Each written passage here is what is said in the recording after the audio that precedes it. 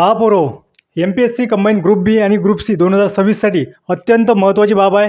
यामध्ये आपल्याला जाहिरात केव्हा येणार, केव्हा येण्याची अपेक्षा आहे आणि मागच्या वर्षाचा रेशो काय होता आणि येणारे पदं हे कशा प्रकारचे असणार, पदाबाबत सविस्तर माहिती नवीन विद्यार्थ्यांसाठी अत्यंत महत्त्वाची बाब आहे ही. त्यांना सविस्तर MPSC काय असते हे बेसिक गोष्ट समजून घेण्यासाठी हा व्हिडिओ त्यांनी शेवटपर्यंत बघत राहा. आता पहा पोरो, याच्यामध्ये आपण एक गोष्ट नोटीस करू, ते म्हणजे जाहिरात. आता जाहिरात जेव्हा आपण पाहू तर त्यासाठी एक गोष्ट आहे, ते म्हणजे 2026मध्ये म्हणजेच आपण 1 ते 1.5 महिन्याच्या आधी आपण आपल्या चॅनलवर एक व्हिडिओ अपलोड केला होता, तो म्हणजे जाहिरात संबंधी. त्यामध्ये आपण मेन्शन केलं होतं की MPSC कंबाईन ग्रुप बी आणि ग्रुप सी यांची जाहिरात जे की MPSC आयोगाने स्वतःच्या वेबसाईटवर शो केलेली होती, ते म्हणजे ते तुम्ही आता जाऊन पाहू शकता. त्यामध्ये स्पष्ट मेन्शन आहे, ते म्हणजे मार्च महिन्याच्या जवळपास आपल्याला जाहिरात पाहायला मिळणार आहे. एक लक्षात ठेवा, मार्च महिना म्हटला आहे त्यांनी, परंतु एक लक्षात ठेवा कुठल्याही कारणास्तव ते लेट होऊ शकते. जसं की आजची 6 मार्च तारीख आहे, जवळपास ती 15 तारखेपर्यंत येणं अपेक्षित आहे. परंतु जर का कुठल्या कारणास्तव काही शासकीय काम असेल किंवा इतर कामास्तव अगर लेट झाली तर ती जास्तीत जास्त 31 मार्चपर्यंत येऊन जाणार.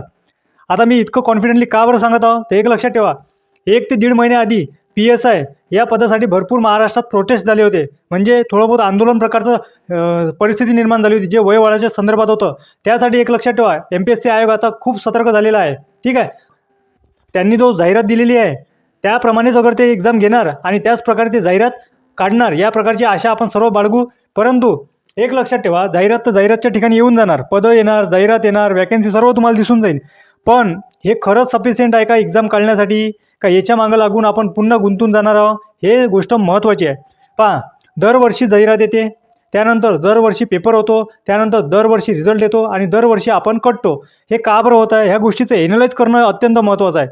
आता एक लक्षात ठेवा, MPSC कंबाईन ग्रुप बी, आता हे फक्त आणि फक्त मी नवीन विद्यार्थीसाठी हे लाईन सांगत आहो फक्त. ठीक आहे, त्यांनी MPSC कंबाईन ग्रुप बी आणि ग्रुप सीसाठी म्हणजे वेगवेगळ्या परीक्षा होतात, सोबतच वेगवेगळ्या विभागांमधील पदं एकत्रित भरली जातात, हे गोष्ट लक्षात ठेवा. आणि सविस्तर पदांविषयी आपण माहिती देखील पाहू, ते म्हणजे MPSC ग्रुप बी आणि ग्रुप सी पोस्ट मुख्य पदे काय असतात. ग्रुप बीमध्ये अराजपत्रित म्हणजेच नॉन गॅझेटेड अधिकारी क्लास 2ची पोस्ट आहे, ही अत्यंत महत्त्वाची आहे.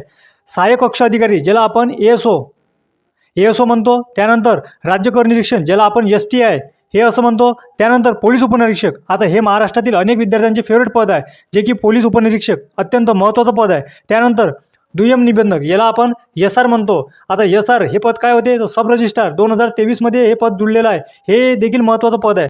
ग्रुप बी ही पदे अत्यंत महत्त्वाची आणि जबाबदारीची असतात. का बरं, तर ते उच्च दर्जाचे असतात आणि रिस्पॉन्सिबिलिटी जास्त असतात. त्यानंतर आपण पाहू ग्रुप सी. आता ग्रुप सी म्हणजे काय होते, तर बघा, हे क्लास 3 वर्गाचे पद आहे, म्हणजेच वर्ग 3चे आहे. यामध्ये पदं कोणते येतात, तर येतात यामध्ये लिपिक टंकलेखक, त्यानंतर उद्योग निरीक्षक त्यालाच आपण काय म्हणतो, तर उद्योग संचालनालय, त्यानंतर कर सहाय्यक, त्यानंतर तांत्रिक सहाय्यक त्यालाच आपण काय म्हणतो, तर विमा संचालनालय, आणि दुय्यम निरीक्षक राज्य उत्पादन शुल्क या प्रकारची इत्यादी पदं येतात.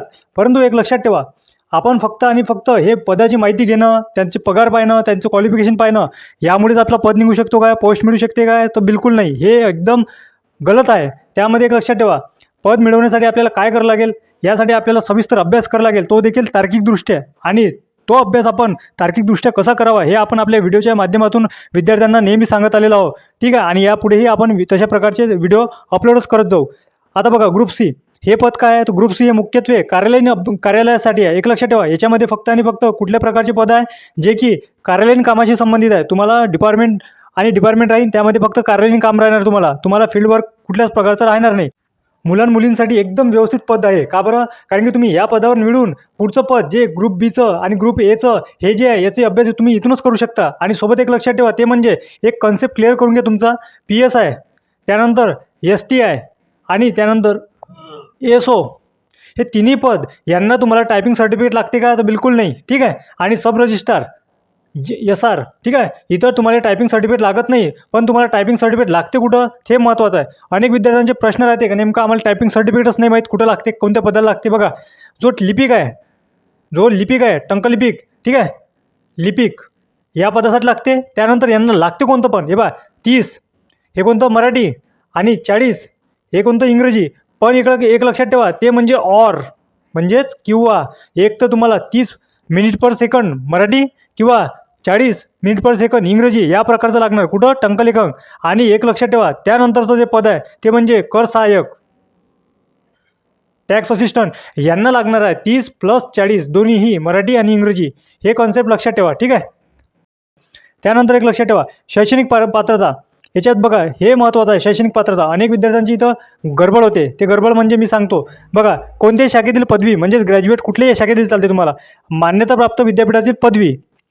आणि त्यानंतर गडबड कुठं होते तर हे इथं होते, ते म्हणजे एक लक्षात ठेवा, अंतिम वर्षाचे विद्यार्थी अर्ज करू शकतात. आता बघा हे काय आहे, तर अंतिम वर्ष कोणतं, तर फायनल इयरचं जो लास्ट इयर आहे त्याच्यामधले जे विद्यार्थी आहे तुम्ही ते अर्ज करू शकतात.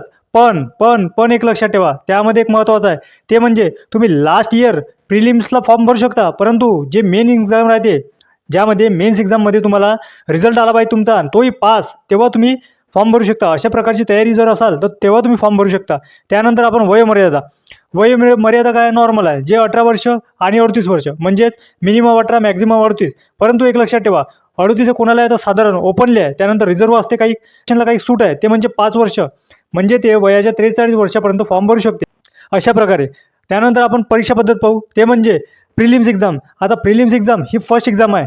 हे याच्यामध्ये तुम्ही क्वालिफिकेशन होऊ शकता काय, या एक्झामच्या द्वारे तुम्ही क्वालिफाय होऊ शकता काय निवडसाठी, तर बिलकुल नाही. एक लक्षात ठेवा, हा गैरसमज आहे. जे प्रिलिम्स एक्झाम होते हिचं स्ट्रॅटर्जी तुम्ही समजून घ्या पहिले. ही फक्त आणि फक्त 100 प्रश्न राहते याच्यामध्ये, आणि त्यासाठी गुण किती राहतो, प्रत्येक प्रश्नाला 1 गुण, याप्रमाणे गुण राहतो. म्हणजेच एक लक्षात ठेवा, याच्यामध्ये 100 प्रश्न आणि 100 गुण, म्हणजे एका प्रश्नाला 1 गुण, ठीक आहे, या प्रकारे असतात. परंतु एक लक्षात ठेवा, याला 1/4 निगेटिव्ह देखील आहे, ठीक आहे, म्हणजेच 0.25 मार्क एका प्रश्नाला चुकलं तर, हे लक्षात ठेवा. आणि हा प्रिलिम्स जो आहे, हा प्रिलिम्स काय करतो, तर फक्त आणि फक्त प्रिलिम्स आपल्याला क्वालिफाय करतो. कशासाठी, मेन्स एक्झामसाठी बस, याच्यानंतर काहीच नाही. मेन्स एक्झाममध्ये कोणते विद्यार्थी बसणार कोणते नाही हे फक्त डिसिजन कोण घेतात, तर प्रिलिम्सचा कट ऑफ, ठीक आहे. आणि जो मेन्स आहे, आता बघा मेन्स कसा असतो, तर मेन्समध्ये 2 पेपर असतात, पेपर 1 आणि पेपर 2. पेपर 1मध्ये काय असते, तर बघा याच्यामध्ये फक्त आणि फक्त 2 लँग्वेजचे पेपर असतात, ते म्हणजे इंग्रजी आणि मराठी. आता याच्यामध्ये प्रश्न आणि स्वरूप कसं असतो, तर 50 प्रश्न इंग्रजीचे सोबतच 50 प्रश्न मराठीचे, आणि प्रत्येकाला गुण म्हणजे, तर ते म्हणजे प्रत्येक प्रश्नाला गुण 2 असतात. म्हणजे याप्रमाणे अगर आपण कॅल्क्युलेशन केलं तर या संपूर्ण 100 प्रश्नाला 200 गुण असतात. बघा 100 प्रश्न गुणिला 2, त्यानंतर किती होणार, 200, ठीक आहे. याप्रमाणे आता एक लक्षात ठेवा, पेपर 2 देखील किती महत्त्वाचा आहे हे लक्षात घ्या. याच्यामध्ये विषय कोणते राहणार, हेच संपूर्ण बुद्धिमत्ता, जे प्रिलिम्सला राहते तेच विषय आपल्याला मेन्सला राहणार. फक्त 1 आणि 2 विषय ॲडिशनल होणार, बाकी काहीच नाही. तर याच्यामध्ये काय राहील, तर 100 प्रश्न राहील, तेच मल्टिप्लाय 2, म्हणजेच प्रत्येक गुणाला 2 मार्क, याप्रमाणे 200 गुण. आता लक्षात ठेवा, हे जे 400 गुण बनणार आहे तुमचे, म्हणजेच पेपर 1 आणि पेपर 2 या 2 मिळून जे 400 गुण बनणार आहे, त्यावर तुमचा रिझल्ट लागतो. म्हणजे कसं, आणि काही पेपर जे आहे किंवा काही पदं जे आहे, जसं की PSI, यासाठी तुम्हाला इंटरव्ह्यू राहणार, यामध्ये तुम्हाला इंटरव्ह्यू राहणार, आणि इंटरव्ह्यूला 40 मार्क असते, हे देखील महत्त्वाचं आहे. आणि PSI एकमेव पद असं आहे की 400+40, म्हणजे तुमचा रिझल्ट कशाला लागतो, 440वर लागतो. आणि बाकी ASO STI हे फक्त आणि फक्त 400वरच लागून जातात, ठीक आहे. मेन्स एक्झाम झाली, विषय संपला. पहा प्रिलिममध्ये आपल्याला काय दिसून येणार, ते म्हणजे वस्तुनिष्ठ प्रश्न, म्हणजेच MCQ पॅटर्न, ठीक आहे. म्हणजे कसं राहील, एक लक्षात ठेवा, एक प्रश्न विचारला जाईल, तुम्हाला 4 ऑप्शन दिले जाणार, त्या 4 ऑप्शनमधलं एक प्रश्न किंवा एक ऑप्शन तुम्हाला क्लिक करणं आहे. त्यानंतर सामान्य ज्ञान, चालू घडामोडी, बुद्धिमत्ता चाचणी, ठीक आहे, हे तर सगळे विषय राहणारच आहे. आता विषय म्हटलं म्हणजे महत्त्वाचा आहे तो म्हणजे मेन्स.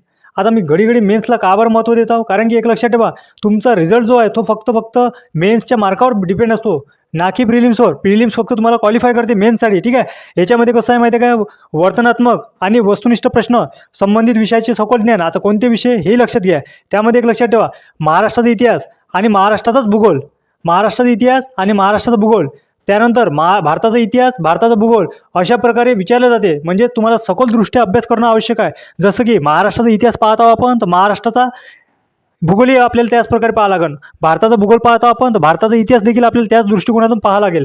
त्यानंतर राज्यघटना, अर्थव्यवस्था, सामान्य विज्ञान, चालू घडामोडी, मराठी व्याकरण, बुद्धिमत्ता, हे सर्व विषय तुम्हाला पाहायला मिळणारच आहे, याचं काही टेन्शन नाही आहे. त्यानंतर पाहूया पगार आपण सरत्या शेवटी पाहू, परंतु निवड प्रक्रिया सर्वात महत्त्वाची आहे. निवड प्रक्रियेमध्ये प्रिलिम्स तुम्हाला 100 प्रश्न 100 गुण, मेन्स 100 प्रश्न 200 गुण, म्हणजेच एका पेपराला त्याप्रमाणे तुम्हाला 400 गुण मिळणार आहे, आणि ह्या 400 गुणावर रिझल्ट लागणार आहे. त्यानंतर इंटरव्ह्यू. आता तुम्ही एक लक्षात ठेवा, इंटरव्ह्यू कोणत्या लेवल आहे, फक्त मुलाखत, ते म्हणजे PSI एकमेव पद आहे का तिला इंटरव्ह्यू लागणार आहे. बाकी तुम्हाला ASO STIला काहीच घेणं नाही, तुम्ही मेन्सवरच तुमचा रिझल्ट लागून जातो, ड्युटी होऊन जाते.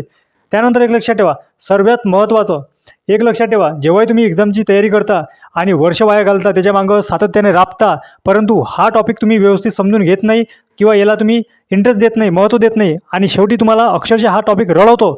एकदम महत्त्वाचा टॉपिक आहे, तुम्ही सिरियस घ्यायला आजच सिरियस घ्या, जेणेकरून उद्या तुम्हाला प्रॉब्लेम होणार नाही. कागदपत्राची पडताळणी. आयोग आता लय सतर्क झालेला आहे. मागं जे प्रकरण झालं होतं, आय एस अधिकारी एक महाराष्ट्रातील मुलगी होती त्या प्रकरणात, त्यानंतर कागदपत्र पडताळणी अत्यंत कंपल्सरी केलेलं आहे आणि एकदम स्ट्रिक्ट केलेलं आहे.